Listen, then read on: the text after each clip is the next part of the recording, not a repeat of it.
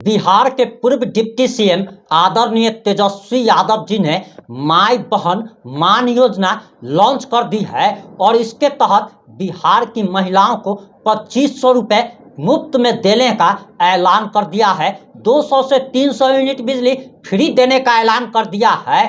लेकिन हम आपको बताते चले कि तेजस्वी यादव ने यहाँ पर भी चोरी की है और इसे डकैती का भी नाम दिया जा रहा है। आखिर तेजस्वी यादव के बारे में ये क्यों कहा जा रहा कि उन्होंने चोरी की है, डकैती की है? तो ये तमाम बातें इस 5 से 7 मिनट की रिपोर्ट में हम आपको बताने जा रहे हैं।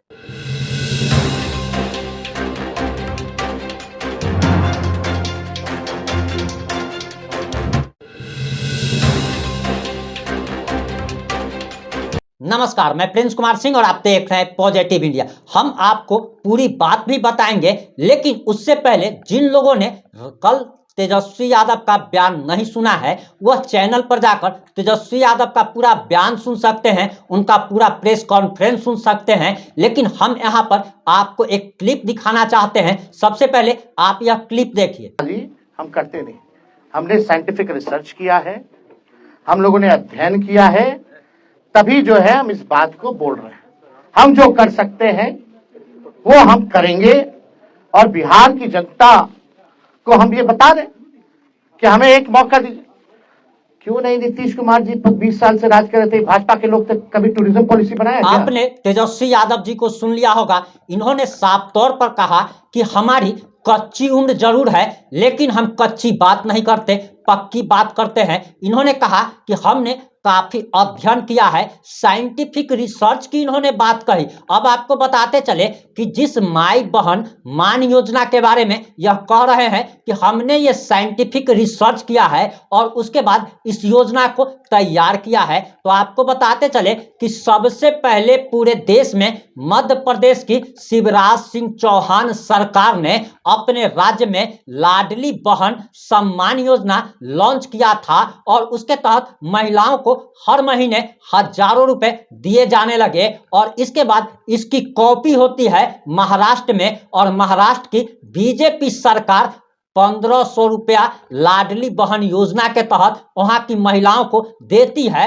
और तीसरा कॉपी इसका होता है झारखंड में, जहां पर मैया सम्मान योजना के तहत हेमंत सोरेन सरकार महिलाओं को 1500 रुपया देने का ऐलान करती है। खैर, अब तो हेमंत सोरेन सरकार ने 2500 रुपया मुफ्त में देने का ऐलान कर दिया है। लेकिन अब आप जरा सोचिए कि जहां पर ये पहली योजना आखिर किसकी थी, तो मध्य प्रदेश के मुख्यमंत्री शिवराज सिंह चौहान की। तो शिवराज सिंह चौहान अगर कहते कि हमने साइंटिफिक रिसर्च के बाद यह योजना लाया है तो उनकी बात को समझा जा सकता था। लेकिन ये काम तो 3 राज्यों में पहले से ऑलरेडी हो ही रहा है, तो आखिर इसमें तेजस्वी यादव ने क्या रिसर्च किया, ये तेजस्वी यादव जी को बताना चाहिए। तेजस्वी यादव जी ने कहीं से कॉपी किया है, कहीं पर पेस्ट कर दिया है और उसके नाम में भी कोई ज्यादा बदलाव नहीं किया, बल्कि उसमें माँ के साथ बहन को जोड़ दिया है। इससे ज्यादा उन्होंने कुछ भी नहीं किया है। ये कहीं ना कहीं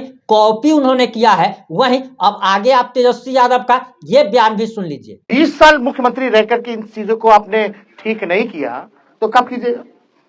जितना इनका इंफ्रास्ट्रक्चर है सब फ्रैक्चर हो जाता है, चूहा काट देता है, बाहर पुल गिर जाता है।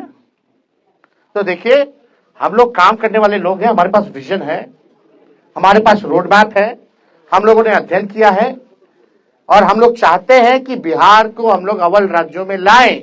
आपने सुन लिया होगा कि तेजस्वी यादव कहते हैं हमारे पास विजन है, हमारे पास रोड मैप है और हम चाहते हैं कि बिहार अग्रणी राज्यों के कतार में एक बार फिर से आए। तो आपको बताते चले कि तेजस्वी यादव के पिताजी और माताजी ने 15 साल इस राज्य पर शासन किया है, तो आखिर उन समय उनका रोड मैप और विजन कहाँ चला गया था, ये भी तेजस्वी यादव जी को जरा जरूर बताना चाहिए। अब तेजस्वी यादव जी का आप एक और क्लिप देख लीजिए।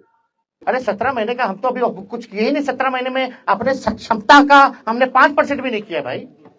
हमको काम करना है, आगे बिहार को आगे ले जाना है। तेजस्वी यादव जी ने कहा कि हमें बिहार को आगे ले जाना है। एकदम सही बात है तेजस्वी यादव जी। आपकी या फिर नीतीश कुमार से ना तो बिहार की किसी भी जनता की कोई रिश्तेदारी है, ना ही कोई रिश्तेदारी करना चाहता है।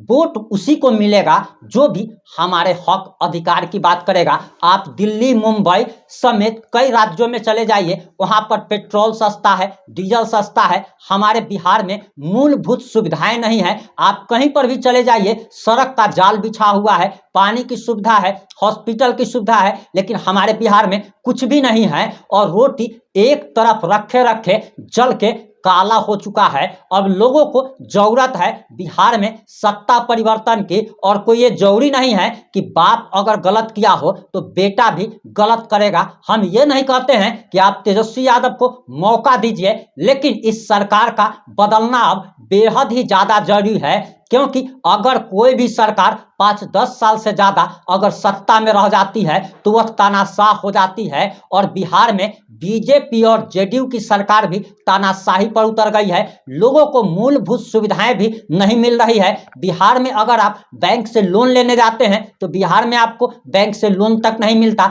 सड़कों की क्या स्थिति है, पानी बिजली की क्या स्थिति है, उससे आप सभी लोग वाकिफ है। वहीं वृद्धा पेंशन बिहार में 400 रुपया मिलता है, दिव्यांग पेंशन बिहार में 400 रुपया मिलता है। और अगर आप एक झोला लेकर सब्जी लाने अगर जाते हैं तो 400 रुपया में एक झोला भी नहीं भरता है। वहीं हरियाणा का आप देख लीजिए, महाराष्ट्र का देख लीजिए कि जहां पर हजारों रुपए दिव्यांग पेंशन के नाम पर मिलता है, वृद्धा पेंशन के नाम पर मिलता है। वहीं हमारे बिहार के माननीय मुख्यमंत्री 225 करोड़ 78 लाख रुपया अपनी सिर्फ महिला संवाद यात्रा पर खर्च करने वाले हैं। अब आप जरा आंकड़ा निकालिए कि बिहार की जनसंख्या 13 करोड़ है, सिर्फ और सिर्फ 13 करोड़, और बिहार के माननीय मुख्यमंत्री 225 करोड़ 78 लाख यानी कि 226 करोड़ रुपया मुफ्त में उड़ाने चले हैं। अब आप जरा सोच लीजिए कि अगर यही पैसा अगर टोटल बिहारियों में अगर बांट जाता तो एक बिहारी को कम से कम 10 करोड़ रुपया लगभग मिलता। इससे आप समझ सकते हैं